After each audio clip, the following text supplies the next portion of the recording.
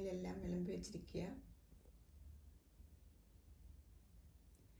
ഉപ്പേരി, ശർക്കര വരട്ടി, കളിയടയ്ക്ക, പഴം, പപ്പടം ഈ സൈഡിൽ. പിന്നെ പിക്കിളെല്ലാം എന്തേ വടകപ്പുളി, നാരങ്ങ, പുളിയിഞ്ചി, കടുക് മാങ്ങ, ഇഞ്ചിപ്പുളി ഒക്കെ.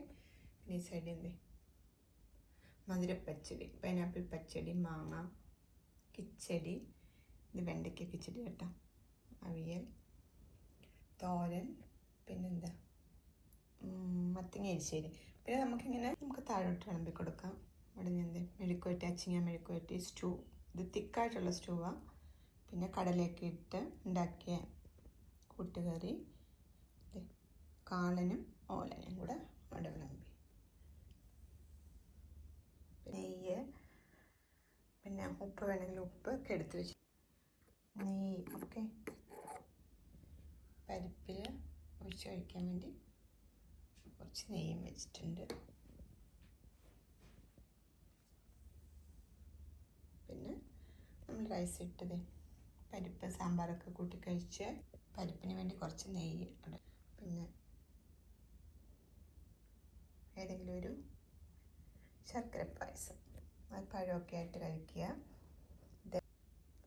ഓളിയുടെ കൂടെ കഴിക്കാൻ ഒരു പാലിൻ്റെ പായസം, പപ്പടമൊക്കെ വെച്ചിട്ട്. ഓക്കെ. പിന്നെ നമ്മൾ ഇത് പരിപ്പും സാമ്പാറൊക്കെ കഴിച്ചിട്ട് ഈ പായസം രണ്ടും കഴിക്കും. Then last പഴപ്പുളിശ്ശേരി.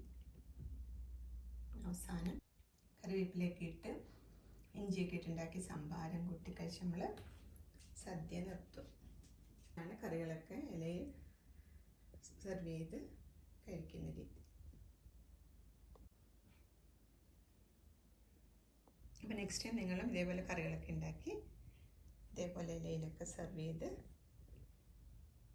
ഒരു ഓണസദ്യക്ക് ട്രൈ ചെയ്യും. അപ്പോൾ ഇനി വേറെ റെസിപ്പി നെക്സ്റ്റ് വീക്കിൽ കാണാം. Thanks for watching. ബൈ.